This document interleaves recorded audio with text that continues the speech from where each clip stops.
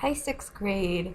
This is the first video to start you off on your deconstructed book project. So the purpose of this video is to just go over what you have in that giant can and tell you where to start.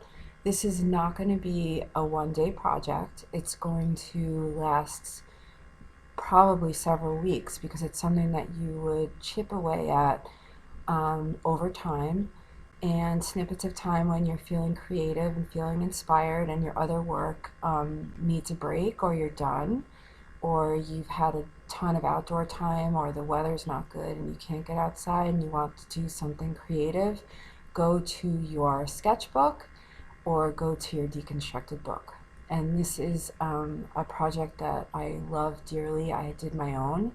I posted a link on my deconstructed altered book that I made as part of my master's program, and the button is on this page. You can click on it and it will go to an app called Issue, and you'll view my book called Perfection. And that was a book that was completely different when it started out. So the book that you were issued was randomly picked. There was no rhyme or reason to it. You got a library book, and I have one here. Mine is The Story of Annie Oakley. Don't know if I care about this story. I don't.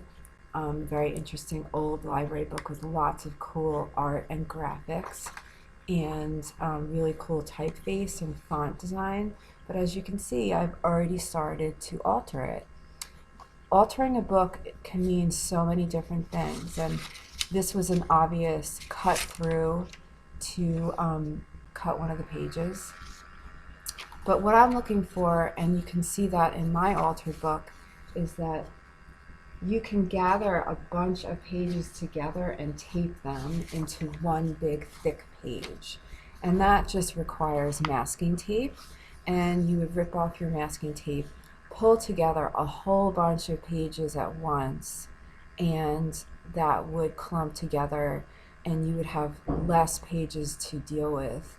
You could divide your book however you like. You want to do all the pages, do all the pages. But if you wanted to do like 20 good pages or 10 good pages, clump together your pages in chunks of 10 or 15, and you just masking tape the whole thing around, as I did on this one. And that will gather yourself into pages. And then from there, you can paint on here, you can decoupage on here, you can collage on here. That's why I put random materials in your bucket, in your can rather. You have random markers, you have random pencils, you have 3 magazines, and those are there for collage work. Cut out the images, cut out the words, cut out anything. Go to your recycling pile and cut out whatever strikes your fancy. Use tinfoil, use anything that you can think of. One of my deconstructed books that I'll be posting here shortly, I cut out old UPC codes off of boxes. You can use a box of Girl Scout cookies and cut it up and use the logo, change it up, put it in your book. Your book does not have to be a theme like mine is. That was a very long, drawn-out thought process.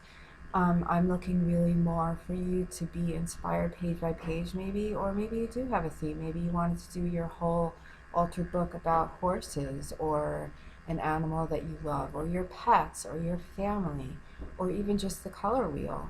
So use this as a starting point.